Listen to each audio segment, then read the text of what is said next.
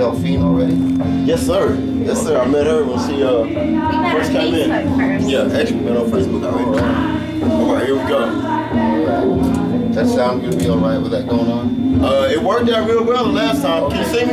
Yeah, no, you didn't see you. I was just making. Actually, they were doing that, and you really couldn't even hear it. Oh, yeah. Over the camera, we did it with the same camera last time. Okay. Except my camera guy was here.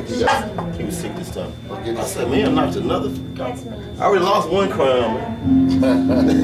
Drop it. All right, here we go, man. Hey, what's up, Fishbowl Radio Network, FBRN? It's your boy, Philly Phil, and we are in the house tonight with P-Funk All-Star Eric McFadden. How you doing, Eric? I'm doing alright. Thanks. Good to be here, man. All right, hey, man, as everybody knows, man, we usually dig deep into the funk on the Uncut Funk Show.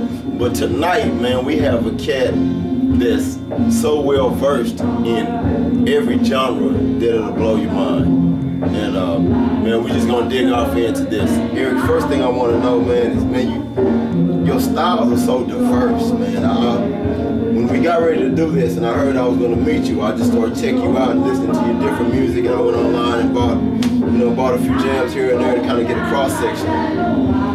You're all over the map, man. Well, I guess that could be a good or bad thing depending on how you look at it, but I think from an industry standpoint, people trying to market and sell you, I think that used to be an issue because too many bands, too many styles. I think they didn't know how to sell. You know, they don't know how to package you and sell you that way. But I think the best way to approach it is to kind of incorporate all those styles and all those sounds into one thing, and just kind of make sort of a fusion of all of that, and just kind of call it what it is. You know, or we don't call it anything, but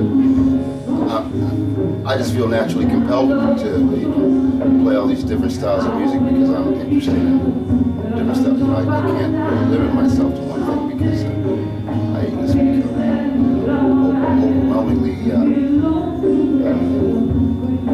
curious.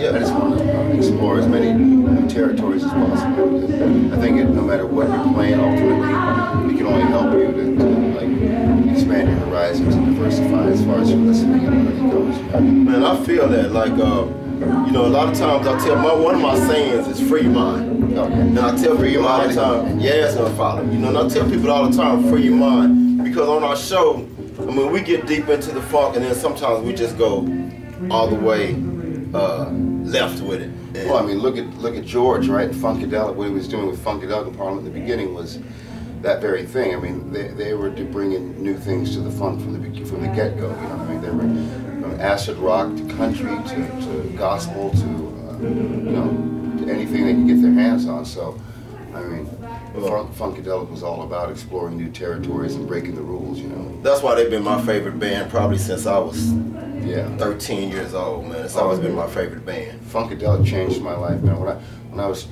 was 10 years old, my cousin, I went out to New York to visit my uncle, and a cousin of mine, he had the big fro and he had the pick with a you know, the fist on it and everything. I remember Watergate was on TV, and I was just a little kid. And he says, check this out, little man. And he puts on the Mothership Connection. I'm looking at George coming out of the spaceship in the Soviet Union. And that kind of just turned me around. And then I got Maggot Brain after that. And that was the beginning of a new era. I saw you on a video play that not too long ago, man. That's been one of my favorites forever. Now, I think that's Delphine's favorite. Yeah. Maggot Brain. A lot of us love Maggot Brain. Now, Eric did it right, Maggot Brain with Nels Klein. I saw it. That's what I was talking about. Yeah. I saw it. Yeah, and Nels Klein is going to be on this new album he's doing with Norwood Fisher from Fishbone. We did that breakfast. It was High Sierra, and somebody woke me up and said, you're supposed to be on stage in 5 minutes with Nels. So I put a shirt on. I barely remember to put my pants on right on the stage, and within about 5 minutes we were playing Maggot Brain. Oh, really? That's one way to wake up in the morning. Wow. Well, let me ask you this question, because you know my people are going to want to know this, and since you brought it up, we'll go there. But then after we go there, I want to get into your latest CD, your new venture that you got coming up, and I met Mo, and she says you're producing an album for her. Yeah. Awesome. But before we get to that, let me ask you, man. I think when I looked at it that you toured with the P-Funk for about 3 years. What was that experience like, actually being on the road with that literally cast of characters? Well, it's definitely like entering a new reality. I mean, it is. It's like, you know, running away with the circus. You kind of end up with all these freaks on a, you know, 3 busloads of them traveling all over the world, and there's all these different dynamics going on, and you never know really what's going to happen from night to night. I mean, it's a great learning experience. I mean, I feel like, you know, my stint at the university was invaluable. Made a lot of great friends doing that, and I learned a lot. No, RK said the same thing. He just talked about how invaluable of a learning experience. That's the thing. There's so many things, so many people to learn from, you know, in that group, because there's so many people that have been in it, doing it for so long. And Gary Scheider, man, he was a true brother, you know, and Lige and Blackbird, and you know, and all these just great people that I got to, you know. You know, Lige is. I just talked to Lige when they were here a couple of months ago. I talked to Lige. I talked to Danny. And a lot of those guys sound really supportive of, if it's somebody that's in the industry and they take an interest in them, they sound really supportive. Just like even the night I did a live broadcast and at House of Blues, and man, whatever could go wrong was going wrong. And Lige was like, "Say, man, that's how it is. You just roll with the punches." And well, I said, man, Lige, you got to be zen, be as zen as you can about it, and just roll with it, roll the punches, and go with the flow and all that, as they say, because you can't expect anything to be perfect all the time, right? It's not going to be, so you just have to accept it and move through it the best you can. Now, what about your project that you got coming up? It's with Norwood Fisher, and who else is in it? Well, Norwood Fisher from Fishbone on bass. You got Thomas Pridgeon, former Mars Volta drummer, right?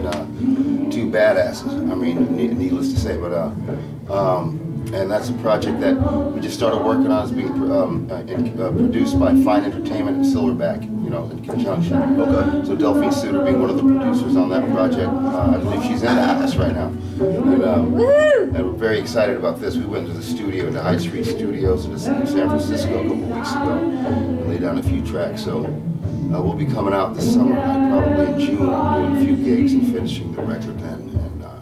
They're called 10. Yeah. Thomas Eric Norwood. 10? T-E-N, yeah. Oh, Thomas Eric Norwood. So, and they're all 10s. Right. 11s, man, in my book. So, oh shit, maybe 11 now. We'll have to reconsider that name. Yeah, you know, I really have an affinity for guitars. I mean, I'm a music Me too, man. fan, and, turns you know, out. but This man, this you one right here. This one right here. Man, that's that bad boy. James Nice, Troussard right here.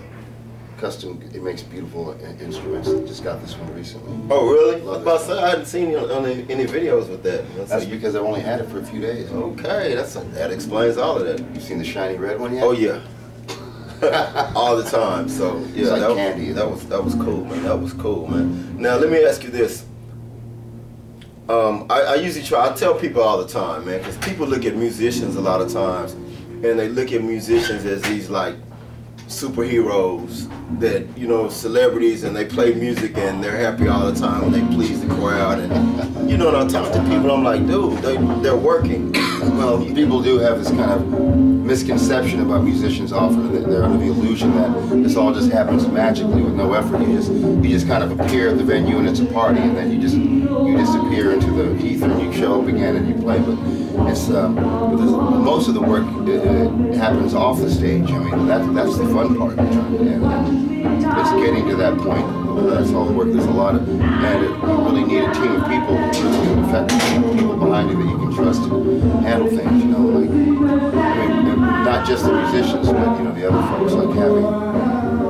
But yeah, there's a lot that goes into it. I mean, a lot of the business, and then just a lot of into honing your craft and creating the art, and then just traveling to the gig. There's a lot of sleep deprivation, you know. But it's all worth it. If it wasn't worth it, you wouldn't do it. And, you know, no matter what you do in your life, I mean, you've got to go through this shit anyway. So Yeah. you might as well do what you love. So, but you know, Making the transition as we speak. there's a lot of people that don't have making the transition. A lot of people live this life they don't get to do. You know, they don't get to live their dream or do what they love to do. But I think they should all quit their jobs and go ahead and do it. If they have a job, quit. And if you don't, you might as well spend your time doing what you love anyway. So I'm there, man. I understand it. I understand it, because right now I'm transitioning into this. Music has always been a big love of mine, and I always was coaching basketball. I'm a closet musician. You know, I got the drums and everything at the house and guitars and the whole nine. And you know, I got my own studio built upstairs, and I just do it for me until I'm ready to, to put it out there. But man, I'm transitioning into the music world, whether it be interviewing or whatever, and then meeting people like yourself makes it worthwhile. It's kind of like you just said, you got to reach for a dream. And why live, man? You know, just recently, man, I've met more people in the last 4 months that I kind of consider, like you say, you know, my super funky heroes. You know, and people are down to earth and they're cool, man. Man, I really appreciate you coming on and taking the time out. Like I say, you out there, man, you're working hard. I know you got another set to play, but you know, for you to come take the time out. Well, it's my pleasure, man. I'm glad to be doing it. So thanks for talking to me. That's cool. Hey, man, it's been your boy Phil Colley, man. We're gonna let Eric get a little bit of grub. We got some grub in the corner. You're welcome to. Okay, thank you, sir, man. Eric, you gotta stay. We got grub, and I knocked my drink over once already, so. There's more where that came from. I'm gonna make a fresh one up. Hey, Uncut Funk, FBRN, every Tuesday night, 7 to 9 Central Time on Fishbowl Radio Network. It's your boy Philly Phil. It's Eric McFadden, P-Funk All-Star Eric McFadden, badass Eric McFadden, guitar player extraordinaire Eric McFadden. He's gonna put it down tonight at the Profit Bar. Peace, y'all. All right, man, appreciate it, Eric. Thank you. Yes, sir. Appreciate it. Fun. Have a little sandwich.